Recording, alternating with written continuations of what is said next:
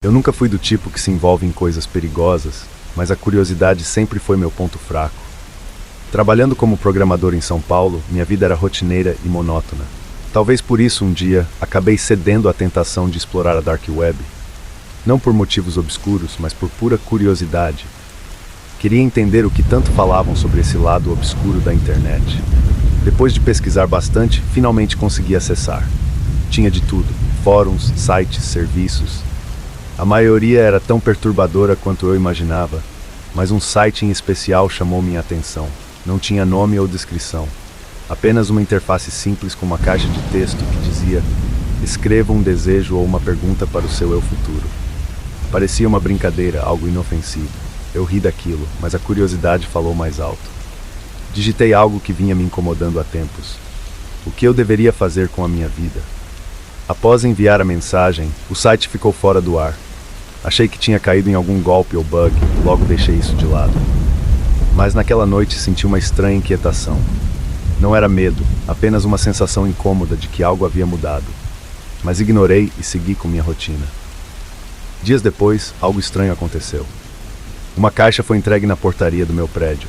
Não tinha remetente, apenas meu nome e endereço escritos com uma caligrafia que parecia a minha, mas ligeiramente diferente. Era como se alguém tivesse tentado imitar meu jeito de escrever. Meus colegas da portaria também estavam intrigados. Nunca tinham visto algo assim. Levei a caixa para meu apartamento e a coloquei na mesa da cozinha. Era pesada, feita de um papelão grosso e escuro. Senti uma vontade absurda de abri-la imediatamente, mas ao mesmo tempo uma parte de mim hesitava. Deixei ali, intacta, enquanto tomava um copo d'água para acalmar os nervos. Depois de alguns minutos, decidi que precisava saber o que tinha dentro. Ao abrir, encontrei uma carta no topo. A mensagem, escrita com a mesma caligrafia estranha, dizia: eu sou você, de um futuro que você nunca imaginou. Estou te enviando isso para te ajudar. Abaixo da carta havia várias coisas, fotos, objetos, mas o que mais me assustou foi ver coisas que eu reconhecia como sendo minhas. Havia meu relógio favorito que eu tinha perdido há alguns anos, um chaveiro que ganhei de um amigo na adolescência e até mesmo um caderno que usei para anotar ideias para um projeto que nunca saiu do papel. O pavor começou a crescer dentro de mim. Como alguém poderia ter essas coisas? E por que me enviaria? Continuei olhando o conteúdo da caixa. A cada objeto que eu tirava, mais perplexo ficava. Tinha fotos minhas em lugares que eu nunca estive, ao lado de pessoas que eu nunca conheci. Havia também uma espécie de diário, com páginas escritas detalhando eventos da minha vida que ainda não tinham acontecido. Havia uma página em particular que me chamou a atenção. Estava em branco, exceto por uma data no topo que correspondia ao dia seguinte. Uma anotação dizia: algo vai acontecer. O terror começou a se instalar dentro de mim. Fechei a caixa com força, querendo esquecer aquilo, mas o medo e a curiosidade não me deixaram. Aquela noite foi longa e sem sono. Qualquer ruído parecia um presságio, uma advertência. Na manhã seguinte, ao sair para trabalhar, percebi que o elevador estava quebrado. Desci pelas escadas, sentindo uma estranha sensação de déjà vu a cada passo. Na rua, o movimento habitual de São Paulo me cercava, mas eu me sentia isolado, como se estivesse em uma bolha de inquietação. Passei o dia todo esperando que algo terrível acontecesse. Cada segundo parecia arrastar-se em um silêncio sufocante, mesmo com todo o barulho ao meu redor. Quando voltei para casa, nada parecia fora do normal. Mas a caixa ainda estava lá, na mesa, como um lembrete sinistro de que algo estava errado. Foi quando o interfone tocou. Atendi com um nó na garganta. Era o porteiro, avisando que tinha uma encomenda para mim. Minhas mãos tremiam enquanto eu ia até a portaria. Lá estava, uma caixa idêntica à anterior. Sem remetente, mas desta vez estava lacrada com uma fita vermelha. Corri de volta para o apartamento com a caixa nas mãos. Meu coração disparava. Ao abri-la, quase vomitei. Dentro havia um recorte de jornal com uma manchete que dizia: homem encontrado morto em circunstâncias misteriosas em seu apartamento em São Paulo. A foto ao lado era minha, mas parecia diferente, como se tivesse envelhecido há alguns anos. Debaixo do recorte havia um objeto que me fez soltar a caixa e recuar em horror. Um pequeno frasco com um líquido escuro e uma etiqueta dizendo amanhã. As paredes do apartamento pareciam se fechar ao meu redor. O medo era agora uma presença tangível, uma sombra que eu não podia escapar. Voltei a olhar para a caixa. mas não conseguia mais encará-la. O que estava acontecendo? Como aquilo era possível? Naquela noite, eu não dormi.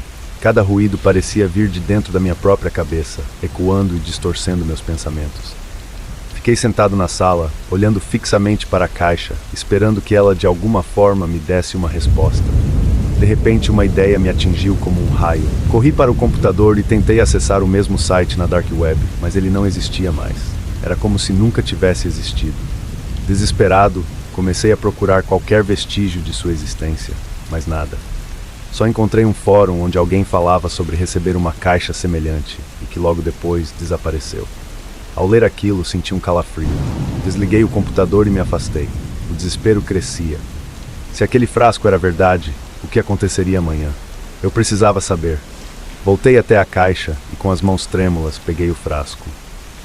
Olhei para o líquido escuro dentro dele, tentando encontrar uma resposta em seu conteúdo misterioso. No momento em que tomei a decisão de abri-lo, senti uma pontada aguda de dor na cabeça, como se algo estivesse tentando sair de dentro de mim. Caí no chão, ofegante. Tudo ficou escuro. Quando acordei, estava deitado na sala, o frasco ainda em minha mão. Mas algo estava diferente. O ar parecia mais pesado, carregado de uma tensão que eu não conseguia explicar.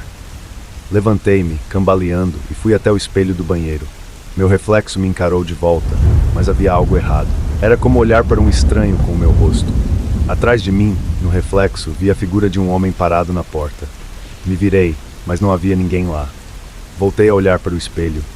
E agora a figura estava mais perto, uma silhueta escura com um sorriso que não era humano. Meus olhos encontraram os dele, e naquele instante, senti como se estivesse sendo puxado para um abismo sem fim. Acordei novamente na sala, mas agora tudo estava diferente. As paredes estavam cobertas de marcas estranhas, símbolos que eu nunca tinha visto antes. A caixa estava aberta, vazia, o frasco não estava mais lá. A última coisa que lembro é de ver o reflexo daquele homem na tela do meu computador. Ele sorriu para mim e disse com a minha própria voz: "O amanhã chegou." Depois disso, tudo se apagou. Sei que ao escrever isso, parece um delírio, uma alucinação. Mas quando olho ao redor, vejo marcas no chão, o relógio quebrado e a ausência de qualquer coisa que prove que ontem foi real. A caixa ainda está aqui, fechada novamente, esperando para ser aberta. E eu sei que de alguma forma ela vai se abrir sozinha. O que quer que esteja acontecendo, sei que não vou estar aqui para ver o fim. Mas se alguém encontrar isso, lembre-se, nunca faça perguntas para o seu eu futuro. Algumas coisas não devem ser respondidas.